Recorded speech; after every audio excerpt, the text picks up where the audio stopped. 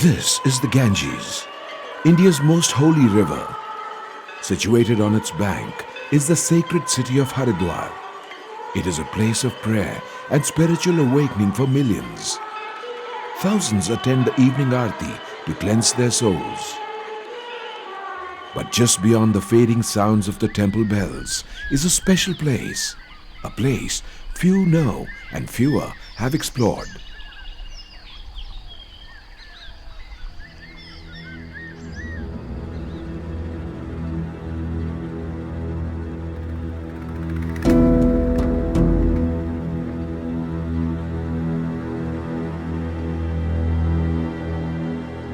It is the month of July.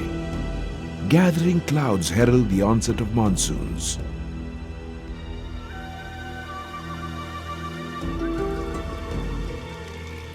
Finally, the heavens open up, turning streams and riverbeds in the forest by the Ganges into raging torrents. It is a time of great upheaval and churning in the forest. But it is this chaos that is the source of life for millions downstream. The terrain and permeable soil ensure that these floodwaters flow into the Gangetic plain, replenishing it with fresh alluvial deposits. And the floodwaters that soak into the ground sustain the aquifers of the plains of North India.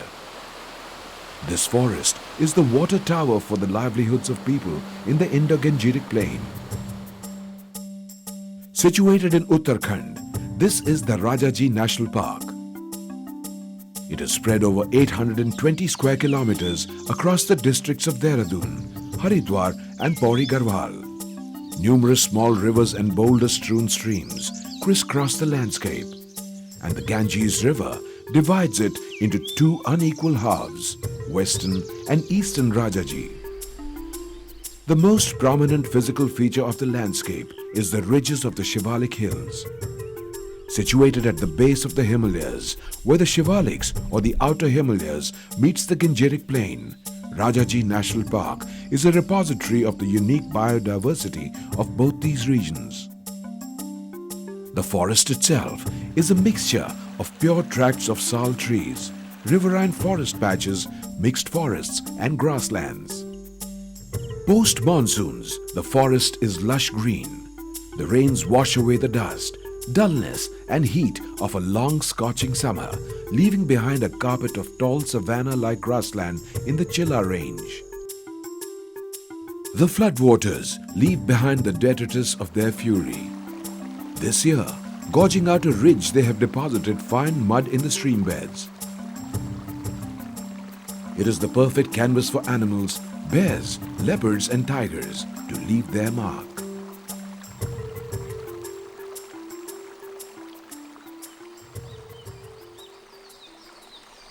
At this time of the year, water is available throughout the park. Small and scattered herds of elephants rejoice in the open grasslands and streams known as raus.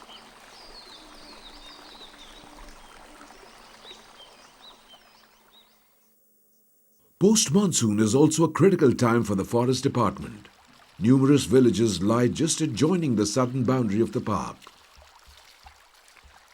Forest guards have to patrol the area almost every day to prevent animals from raiding crops in these villages.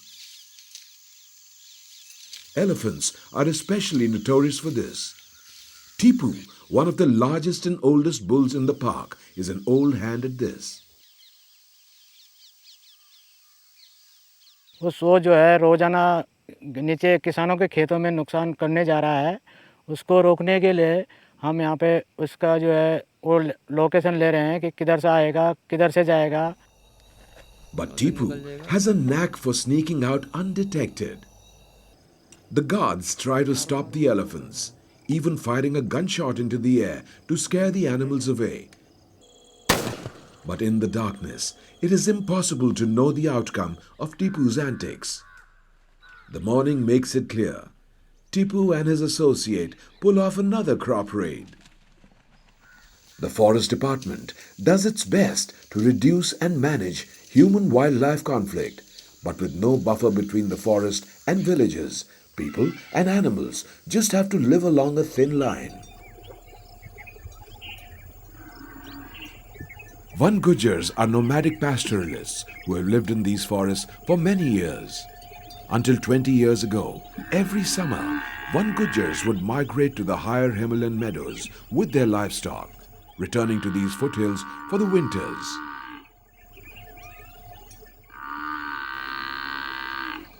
But slowly, their cattle and they grew in numbers, and most families started staying here throughout the year. The Gujars sell milk in nearby towns to make a living. To feed their cattle, they lop tree branches of many varied tree species. Over the decades, 5,000 Gujars living continuously in the heart of Rajaji have thus worn out the forest. In 1983, after the forests were notified as a national park, in keeping with the law of the land, Gujars had to be resettled outside the park. Finally, in 2003, the Forest Department initiated the voluntary resettlement of Gujars to Gendikhatha and Patri, two sites identified for the purpose. Each adult member of the family has been given 2 acres of land. While it has been a huge shift for Imam and his family from their traditional but difficult lifestyle in the forest, Imam is hopeful that his children will have a better life than he has had. मैं यही उम्मीद करता हूँ कि सबको जो lop करते थे या घास काटते थे उससे तमाम बचाव हो गया।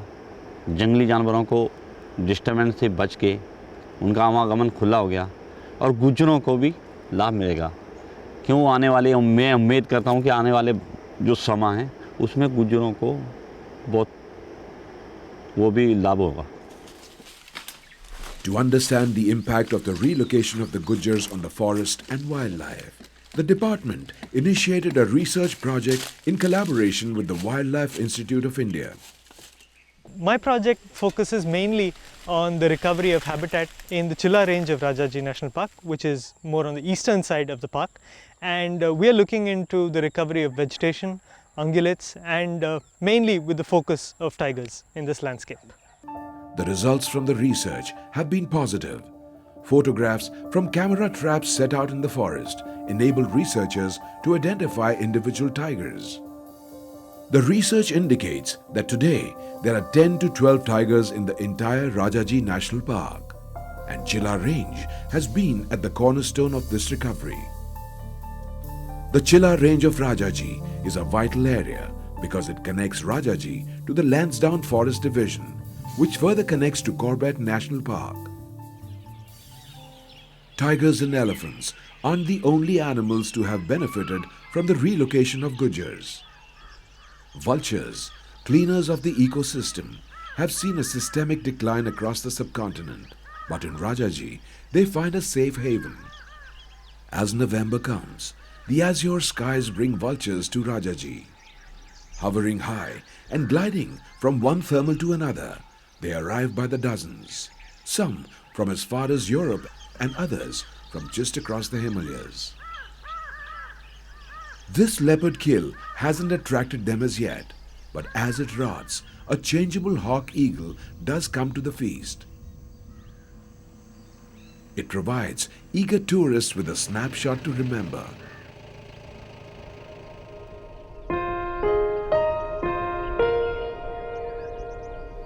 Soon the temperatures drop. The mornings become misty, marking the onset of winter. And the waters of the Ganges attract thousands of ducks, coots, shovelers, pochards, mergansers, and many more birds. For these birds on a long migratory haul from Europe and Central Asia over the Himalayas, Rajaji is the first and only stop. Most of these will stay here until the end of winter.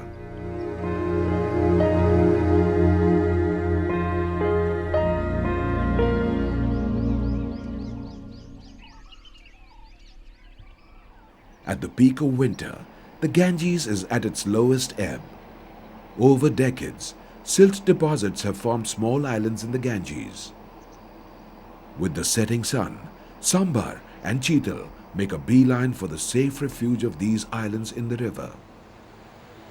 Though the forests of Rajaji extend beyond the Ganges, there are numerous hurdles for the free movement of animals between East and West Rajaji. A power channel near Chilla is the first hurdle.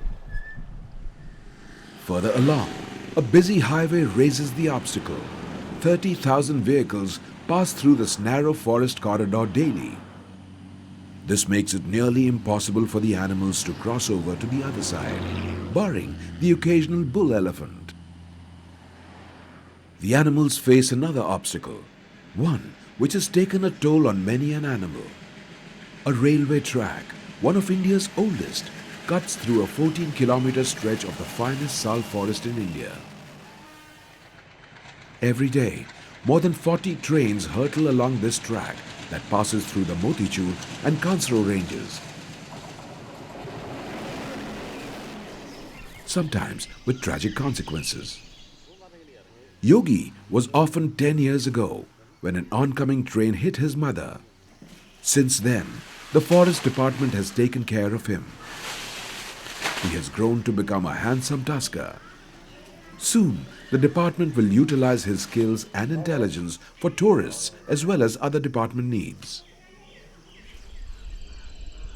The western part of Rajaji, through which the railway track passes, is very dry.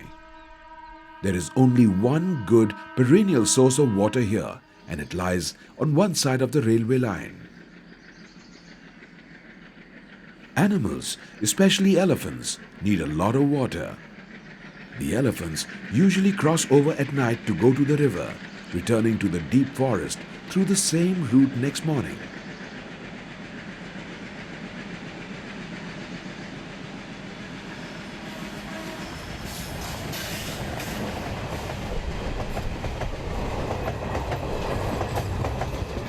If there have been no elephant deaths on the track since 2001, we owe much to these men.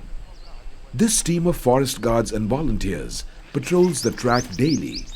If they spot or hear elephants near the track, the train drivers are alerted. The trains then pass through this stretch of the railway line slowly, vastly reducing the chances of an accident.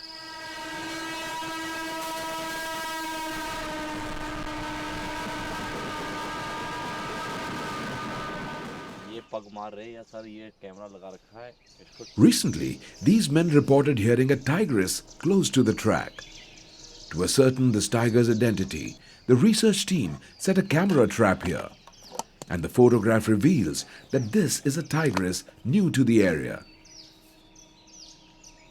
It remains a mystery where she has come from, but it indicates that the forest corridors, Motichur Chilla and Kansro Barkod, are in need of urgent protection.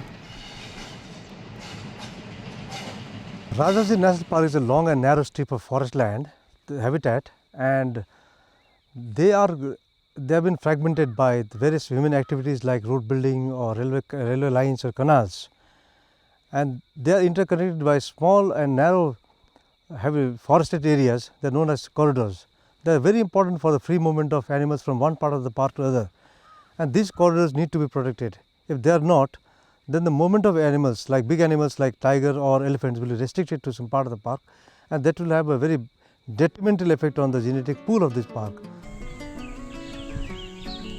While tigers and elephants have to worry about navigating forest corridors, there are others who are oblivious to such dangers. Their abundance and variety make Rajaji a birder's delight.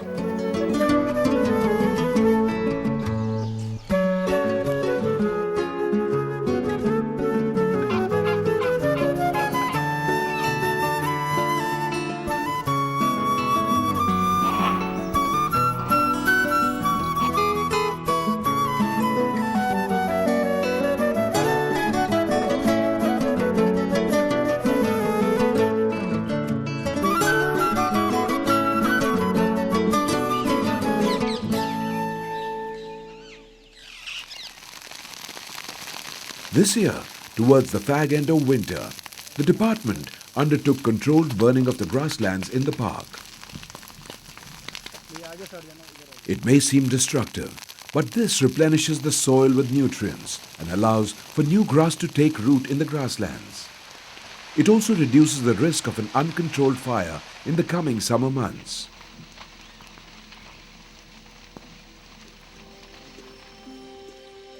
As March approaches, the forest undergoes a subtle transformation. The leaves of the kusum trees turn red, signaling the onset of spring, and the coral tree blooms, breaking the monotony of a fast browning landscape. The sweet fragrance of flowering sal trees fills the air. It is a time of plenty. Fruiting fig trees attract barbets, hornbills, drongos, and many more birds. And cheetal and langurs bond. Feeding on kanju and sal trees, langurs will drop some flowers to the forest floor, where cheetal relish the menu on offer that is otherwise out of their reach. Around this time, the teak trees in the forest shed their leaves. The fallen leaves betray the presence of the unusually silent elephants. Even though there is not much for the elephants to eat in the teak patch, a natural water hole attracts the elephants, and it is their last opportunity to cool off before the long scorching summer sets in, and to have some fun.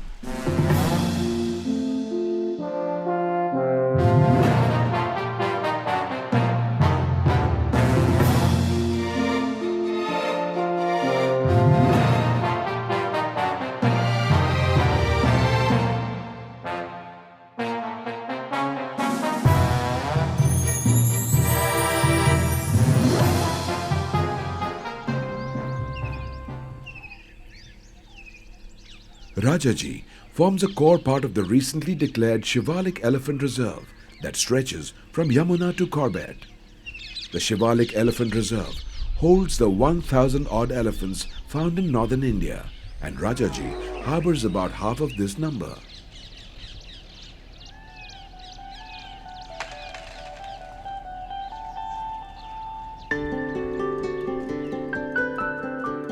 The diverse habitat of Rajaji provides for an assorted menu for the elephants. As the temperatures rise further, elephants start to congregate around the areas that have a good supply of fresh water. Mundal and Mithavali river valleys in the Chilla range offer this. Elephants start staying here in large numbers.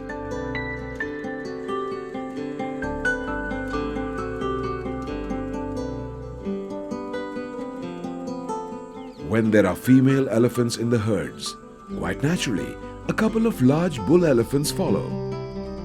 Rajaji has one of the best adult male-to-female ratio among elephant populations in India. This elephant is as large as Tipu, and the department staff hasn't seen him in this range before. More importantly, even though a little late in the season, he is still in must. Must is a periodic condition in elephants during which male elephants show a discharge of fluid from the temporal gland on the sides, just behind the eyes. This has been related to their attempts at dominance and finding a female to mate. Often, in this condition, big bulls may fight with each other in competition for females. Rarely so, but sometimes these fights can prove fatal. This beautiful tusker met an unfortunate end at the hands of another elephant.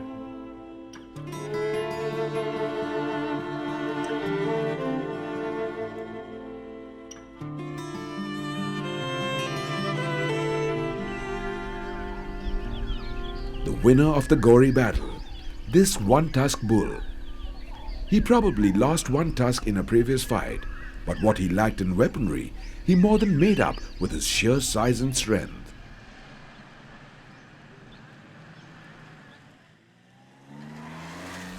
While such deaths are part of the natural world, there are other deaths that sometimes occur in the forest, which are far more gruesome and unpardonable. Out on a nightly vigil, forest guards chanced upon poachers. The culprits vanished in the cover of darkness, abandoning both their car and the kill. The porous boundary of Rajaji makes it an easy target for poachers. Hopefully, this time those guilty of this heinous crime will be caught and punished. It is a grim reminder of the persistent threats to the recovering population of tigers in the park. However, sighting a tiger in Rajaji is a matter of chance. A passing glimpse of a tigress indicates that she is breeding. This is really good news for the park. Soon after the Gujars left this area, the movement of tiger and the number of tigers, there is both increment in both the things. The movement of tiger increased in larger part of the park, and we could trap around 8 to 9 tigers in the park. The chances of seeing a tiger in Rajaji may be low, but this is not the case for another of the big cats found here. In Rajaji, leopards outnumber tigers 20 to 1.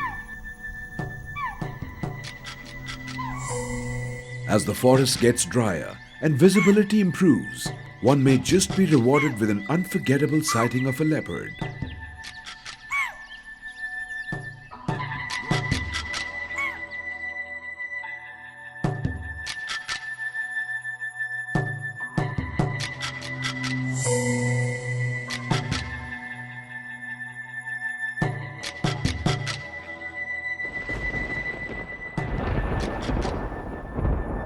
The month of April can see sudden thunderstorms develop. These short rains, known as pre-monsoon showers, bring some respite to a rapidly drying forest.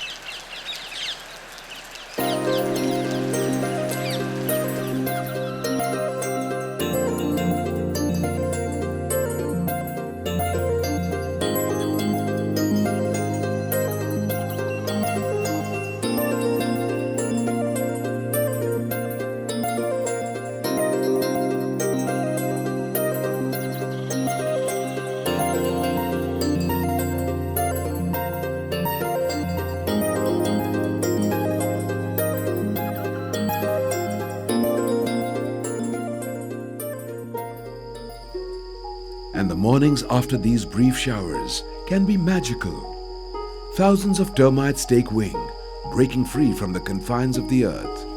They have little time, for in a matter of hours they will die. Before that, they must complete their one and only mission in life: reproduce. There are millions more who still have a long way to go before they can develop the means to fly. For this, they have to quickly go back into the darkness of the world from where they have emerged.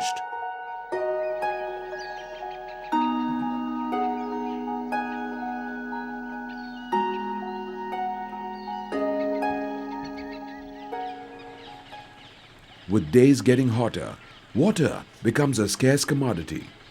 The paucity of water is one of the limiting factors. It governs the distribution and abundance of animals in the park. The department digs water holes at places. For elephants, it is a welcome boon. They must constantly keep their body cool, spraying themselves every now and then. But in certain drier parts of the park, animals must get innovative in their quest for water. Hanuman langurs, ever curious and observant, quickly find an answer.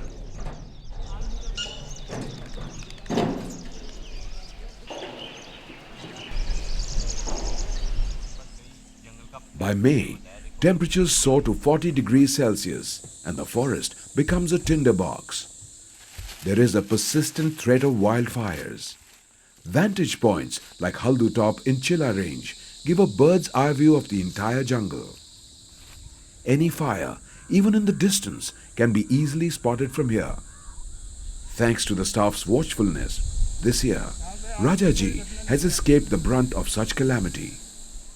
Come June, the summer is at its peak. A pair of parakeets remains unmindful of a monitor lizard close to their nest on the tree. They know it is too hot for it to even move. Some years, the monsoons hit Rajaji in the first week of June, but this year it has been exceptionally dry. To meet their huge food requirements, elephants rely on the grasslands. They dig the grasses, uprooting them by kicking at the roots and carefully dusting them to get to the really moist and nutritious part of the grass. Often, the elephants will stay in one area of the forest, typically areas with rich fodder sources, for a few days.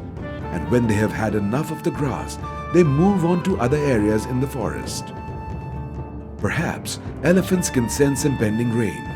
For just a few days before the rains, they start to disappear. They know that when the rains come, there will be plenty of water and fodder everywhere in the park.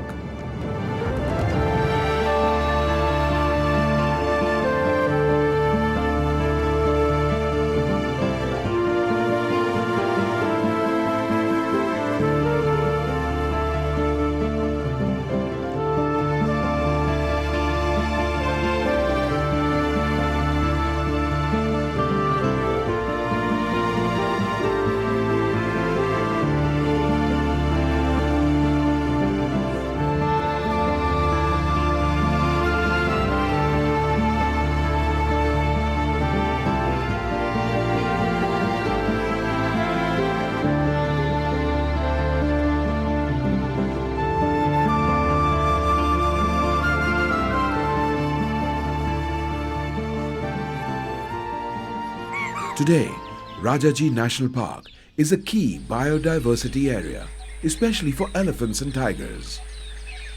After decades of being on the sidelines, with the relocation of Gujars and strict protection and conservation measures, Rajaji is bouncing back. I feel it is the greatest privilege to be able to live around such a beautiful area, which offers such a wonderful ecosystem services like clean water, wonderful views, great vegetation, and of course time to time you can see wild animals too. I think it's a rare privilege to be able to stay in such a place, and also it will be the source of great livelihoods for them in the future. Just as the monsoons roll in once again, bringing hope and new life to Rajaji, the continued efforts of the Forest Department are ensuring that Rajaji flourishes. Perhaps it may never return to the pristine state that it might have been years ago. But if the forest by the Ganges continues to thrive as it does today, it will ensure that we survive, that we prosper.